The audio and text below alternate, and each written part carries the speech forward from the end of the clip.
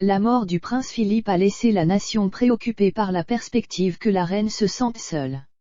Mais un membre de la famille royale s'est démarqué pour ne pas laisser cela se produire.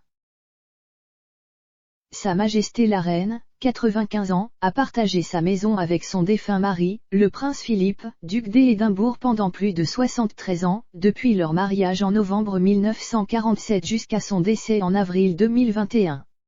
Les fans et experts royaux s'inquiétaient de l'absence du duc, que le monarque a décrit comme sa force et son séjour aurait un impact sur elle.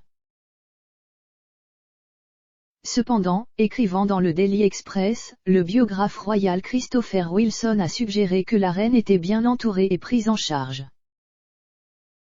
Il a déclaré, alors que la tête qui porte la couronne peut se sentir plus seule que jamais, le cœur qui dirige la maison de Windsor a reçu beaucoup de soutien. Depuis qu'elle est veuve, sa famille s'est ralliée à la reine, Sophie, comtesse de Wessex devenant le pilier de son soutien. Sophie partage la passion de la reine pour les chevaux, et ils ont régulièrement monté ensemble à Windsor au cours des 15 dernières années, mais ils ont plus en commun que cela. Monsieur Wilson a été informé par un initié, il est peu connu que la reine compte parmi ses nombreux intérêts un grand amour de l'histoire militaire, et c'est quelque chose que Sophie partage. Ils échangent des livres sur le sujet.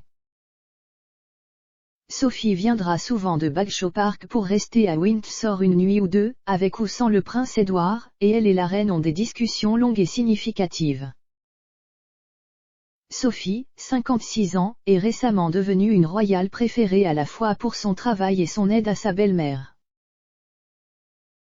Elle a épousé le plus jeune fils de la reine, le prince Édouard, comte de Wessex en 1999. Depuis lors, elle a vu et aidé le cabinet traverser une série d'incidents. La démission du prince Andrew, duc de York en 2019 a poussé le rôle de Sophie au sein du cabinet à un coup de pouce. Ensuite, le départ du prince Harry et de Meghan, duc et duchesse de Sussex, qui se sont retirés du palais et ont déménagé aux États-Unis l'année dernière, a encore renforcé sa position. Alors que la famille royale perdait 3 acteurs principaux Andrew, Harry et Meghan, les engagements royaux de Sophie ont inévitablement augmenté. Elle et son mari réalisent actuellement plus de 500 engagements royaux par an, plus que le prince William et Kate, le duc et la duchesse de Cambridge. Cette semaine, la comtesse de Wessex a organisé un thé de l'après-midi au St James Palace pour 4 ambassadeurs d'un organisme de bienfaisance ayant une cause qui lui tient à cœur. La Scar Free Foundation, dont elle est la marraine depuis 2003, vise à parvenir à une guérison sans cicatrice grâce à une recherche médicale qui change la vie. L'association a emmené un petit groupe d'enfants de 8 à 12 ans prendre le thé pour expliquer à Sophie ce qu'était la vie avec des cicatrices et l'impact qu'elles ont eu sur elle. La comtesse a déclaré « Je suis si reconnaissante que vous aidiez à éduquer et à informer les gens sur les problèmes de cicatrices.